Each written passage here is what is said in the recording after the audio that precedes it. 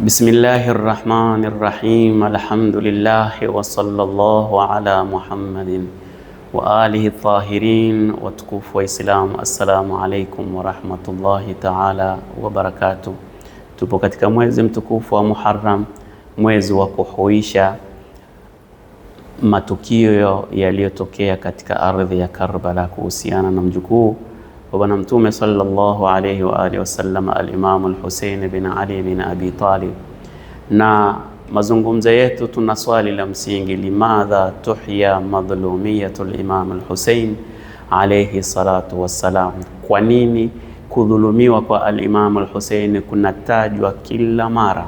Kunakemewa waovu, wanakemewa walioua kizazi cha Bwana Mtume sallallahu alaihi wa sallam katika ardhi ya Karbala. Kwa nini tunaonekana tukilia na kuhuzunika siku zote tukimhuzunikia Aba Abdillah al-Husayn?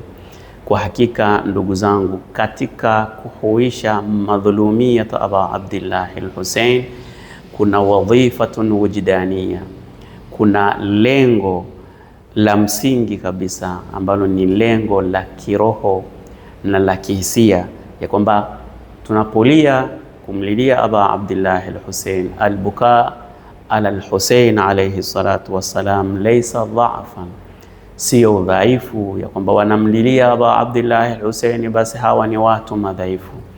Hakuna udhaifu wowote, bal tu'abbir an intihain lil'adalati al-ilahiyya.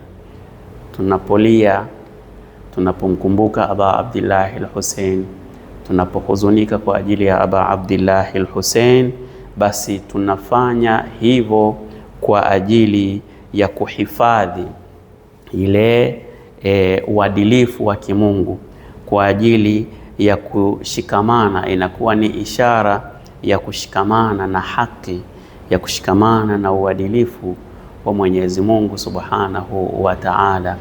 Na al-Imam al-Husayn alayhi salam alikuwa anawakilisha khat au mlengo wa haki ya kimungu, al-haqqul ilahi. Yeye alikuwa anashikamana na ile khatul haqqil ilahi, ile khatu au mstari wa haki ya kimungu, na maadui zake walikuwa katika khatu as-sultatil munharifa. Wao walikuwa wameshikamana na ile khatu ya utawala, khatu ya ufalme, khatu ya uongozi uliopotoka. Kwa hiyo tunahuisha kifo cha al-Imam al-Husayn, shahada ya al-Imam al-Husayn, na tunalia kwa ajili yake, ikiwa ni sehemu ya kuhuisha ile haki aliyoisimamia Aba Abdillah al-Husayn na ile uadilifu aliyoupigania al-Imam al-Husayn, ambayo ni al-adalatul ilahiyya.